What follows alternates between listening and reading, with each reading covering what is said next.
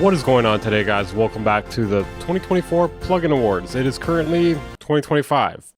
I'm a little late. Today I'll be telling you about the best plugins of 2024, which are going to be the best plugins going into 2025, unless they weren't released in 2024. I actually intended to release this video by the end of the year, but I don't know what to say. I got sidetracked. I got lazy. I was doing other stuff. Fuck it. I was lazy. I don't know. Now let's get into some ground rules here. The only plugins that will qualify for these awards are plugins that were released in 2024 or they had a major upgrade in 2024. So, you're not going to see stuff like Infiltrator on here because they didn't release a major upgrade. But you may see stuff like Transit 2 or things that were new, like Visco. A little bit of a spoiler here. Now, what's the difference between an update and an upgrade? The fact that it costs money and there are a bunch of new added features. Okay, let's get into our first award. We have FabFilter Pro Q4 with the award of EQ of the Year, Workflow Plugin of the Year. I don't know. I just wrote down a bunch of ideas here, to be honest. Maybe a little bit debatable there, but it definitely deserves some sort of award. Now, I was pretty shocked by FabFilter Pro Q4. I did not know what they were going to add in this upgrade. But it was definitely worth it in my opinion. They exceeded my expectations completely. The instance list was not a feature I had thought of, but now that they've added it, I wish more things had it. It's something that I can't see myself living without for mixing EQ. Now, the thing that really sold me on the EQ instance list was not just the ability to see all of the EQs in your project at once, but the ability to see what is clashing between different instruments. Not all at once, but whatever you select at the time. It makes cleaning up your project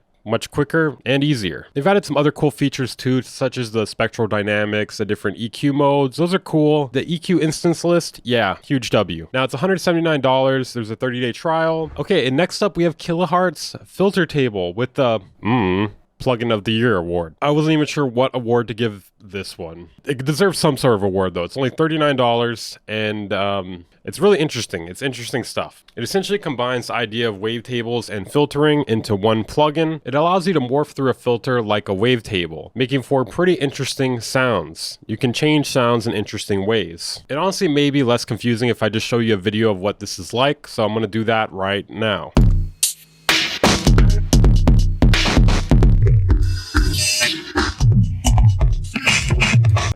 I think I may have to get rid of this button here. This plugin is most interesting when you're warping through the filters.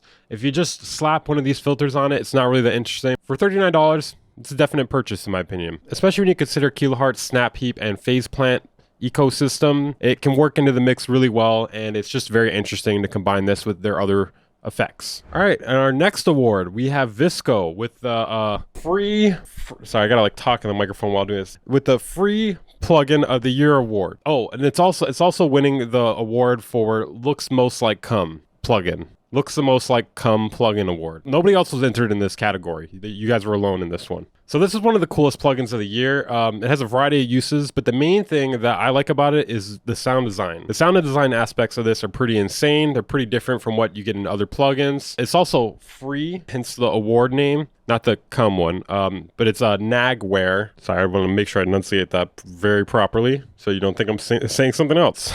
You're supposed to pay for it, but basically you have the option to not pay for it and you'll just be nagged whenever you open the plugin. So it's technically free if you want to not pay for it. The UI is pretty interesting. It's got this big fat blob of cum in the middle and you can stretch it around and move it around and delete parts of it, add parts of it, duplicate parts of it, basically changing the time scale, frequency, contrast, density, and more. There's also a really cool tool at the top that allows you to fade between two different sounds. So combining that with the cum modulation, you really get a lot out of this. It's different. If you want to change up some sound you have, you want to blend a sound with another sound. If you want to take old drum sounds and turn them into new drum sounds, you're making a drum kit or something, this could be very useful. It's also great if you like playing with cum. Like I said, there's a forever trial and the full price is 139 euros. A bit on the expensive side, I will admit. Depends what you're looking for, I guess. If you're really into redesigning sounds, this could be it for you. But hey, you got a forever trial also. Hopefully they don't put an end to that. Come. In our next award, we have Arturia Tape J37, and this is the Tape Emulation of the Year award. These award names are a little specific. This one not that much. At least it doesn't look like cum. So this plugin is claiming to be the most accurate recreation of the Studer J37 tape machine. Now I don't know exactly what this tape machine is supposed to sound like, but this plugin sounds really good. Obviously you're not going to want to crank up the drive too far, past about 25%. It sounds like complete shit. Well, that's what happens with tube saturation in general. But if you put a little bit of this on something, it sounds really nice in my opinion. It's nice to really just add a little bit of harmonic distortion to something. Now, it's a bit on the pricey side, especially if you're comparing it to the Waves emulation of this tape machine. It's $99, not insanely expensive, not cheap either, especially for, you know, having one specific use case. But if you're looking for tape emulation, $99 is not that bad for this. Now there is a trial, but it is limited to 20 minutes and the import/export is disabled. Yeah, tell that to my Ableton resampling feature. And our next award here, this is the mastering plugin of the year. This is a great mastering EQ. Probably the best one you can get in my opinion. It has a supremely awesome sound. It's become my new EQ choice while mastering. I'm just going to quote them here.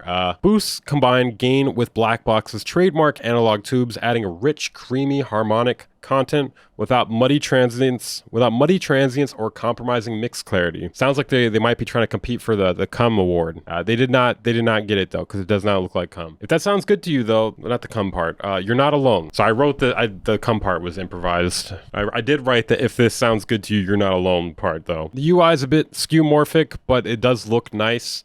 And it is modeled after the HGQ hardware, which is a piece of hardware that's been 7 years in the making. Is it ever coming out? Probably not. Now it's $89, 14-day free trial. All right, in our next award here, we have the value plugin of the year. And this one goes to the Amigo sampler. If you're looking for an 8-bit sampler with Akai styled time stretching, this is going to be your best bet here. And you won't believe the price. It's only 10 pounds. 10 pounds. But there is no trial. There's no trial. You can't really expect that out of them, especially when it's only 10 pounds. Now it has a sample and a slice mode. And you can set it up to auto slice too. Now the main attraction here is the retro sound to it. You know, if you're chopping up breaks and you want to make them sound extremely retro, this is going to be your best bet. All right, our next award here is an interesting one. This is the What the Fuck award. And this one goes to BusyWorks Beats. Now, this is no bias here. Even if I wasn't an avid BusyWorks Beats hater, I would give him this award anyways, because he set out to make the possibly first ever diss plugin ever. Yeah, he dissed somebody else with the plugin. Unheard of. Totally unheard of shit. Now, he's had a long time, mostly one-sided feud with Curtis King. He has particularly dropped it in the past few months, but for some reason, Curtis King released an album named Beige, and then BusyWorks Beats released a plugin named Beige Rage immediately after that. And it was clearly a diss towards him. Not really a good one though. It is the guy in the plugin does not look like Curtis King. And you know, it's got a bunch of joke names for the knobs. It's a free plugin, but I would say it's not a good plugin. I can't even remember really what it does off the top of my head. Maybe like distortion, compression or some crap. I don't fucking know. It's nothing though. It's basically nothing. All right, our next award is the Why Is There Not a Trial award. And this one, Nexus 5, man, they sweep it. They sweep it here. Absolutely. Now, there are plenty of plugins that do not have a trial. This one is on the expensive end, and they have had 5 versions to make a fucking trial, and there's no goddamn trial. Now, last year, Nexus decided to change up their whole flow. Instead of just being a rompler, they made it actually have a bunch of new options, and it actually looks pretty interesting. And I've wanted to try it out. I really wanted to try it out personally. I can't tell you if it's good or not. I can't. That's their fault that I can't, because I'm not spending money to find out if I like it. Now, it was a rompler for the past 4 versions. For those of you that don't know, romplers have a lot less options for changing up the sound than you would get with an actual synthesizer. But they changed this one up to have many more options, essentially. But yeah, for some reason, they could not be fucked to add a trial to this plugin. And in my opinion, they're dropping the ball here. They're not stopping people from pirating it, okay? There's pirated copies of it up on the internet. But yeah, there's no excuse to not have a trial in the 5th version of your plugin. That's crazy, okay? All right, in our next award here, this is both the Trans plugin of the year and the FX plugin of the year. And this goes to Transit 2. Now, it's not designed by a trans person, but it is a transition plugin. Yeah, cue the drum fill. Now, Transit is Baby Audio and Andrew Huang's collaborative plugin. It's a multi-effect plugin, but specifically designed with transitions in mind. This is the 2nd version of it, and it has 28 modules and 6 different motion modes, allowing you to create a variety of effects and transitions. You can also use it for things other than transitions too, though. Now, this is a decent plugin. The first version was pretty okay. I thought was pretty cool about this one is it's only $29 to upgrade, and they added a decent amount of stuff. They got 10 new effects, 4 new motion modes. Now, in terms of full price, I don't know if I'd pay full price for this thing. It's $129 full price, but it's been on intro sale at $79 for months and months now. How long is that going to go? I don't know. Is what they're doing legal with that? I don't know. But hey, I'm not going to complain. $79 is not a bad price for this. $29 is a really good deal for the upgrade, in my opinion. Weirdly, this is actually better for transitions than something like Infiltrator, a plugin I'm usually pretty excited about, and Shaperbox.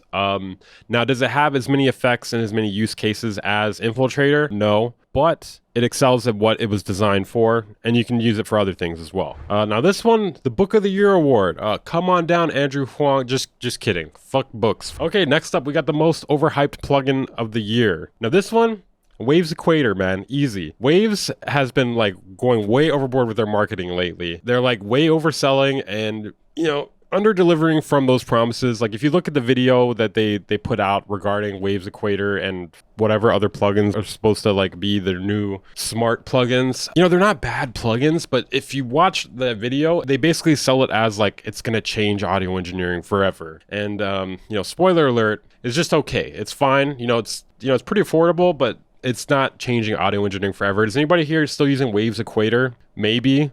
But okay, if you are, did it change audio engineering forever for you? Yeah, I didn't think so. Okay, now the next award here is going to be the most insane UI award. Now, there was a couple different directions I could have gone with this. I could have picked something that just looks insane. I've seen some other weird ones too, but in this one, I'm actually going to take it seriously. We have Beam. Yeah, Beam has the coolest UI out of any plugin I've pretty much ever seen. I almost want to use it just because of that. It's a multi-effect plugin with a granular engine, convolution reverb, filters, and a bit more. You can control practically anything within it with LFOs, envelope followers, macro controls. The UI reminds me of like a high-tech Final Fantasy node system. It has over 280 presets and 150 impulse responses. They may have honestly focused way too much on the design of this though, because I mean, there's only like a handful of modules for it, and that's really like the main that's really the main weak point of it, because it looks fucking amazing. The look of it is like a 10, and then using it is like a 6. Hopefully this year they decide to add more nodes to it, because I think this one has a lot of potential. The idea of it's really good, and like I said, it's goddamn sexy. Okay, now we have some honorable mentions here. I'm just gonna go through these pretty quick. We got Cradle Orion, which I thought was a pretty cool UI, but it's nearly identical to God Particle, so it couldn't have gotten that award. It's a pretty great sounding drum bus plugin. It's a bit on the expensive side, at least for that in particular. It's 119. 100 I think would be a limit for me on spending on this, but yeah, it does sound really good.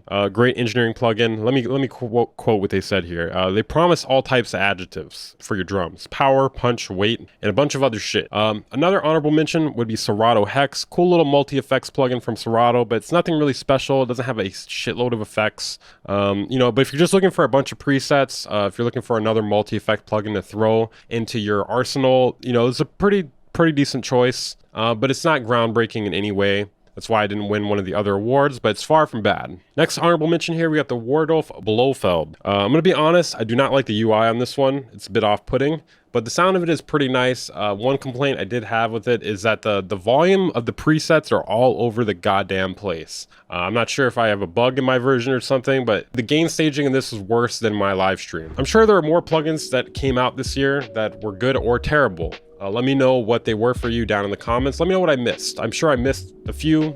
These are just the ones that I've used or didn't use. Hit the like button, subscribe if you're new here.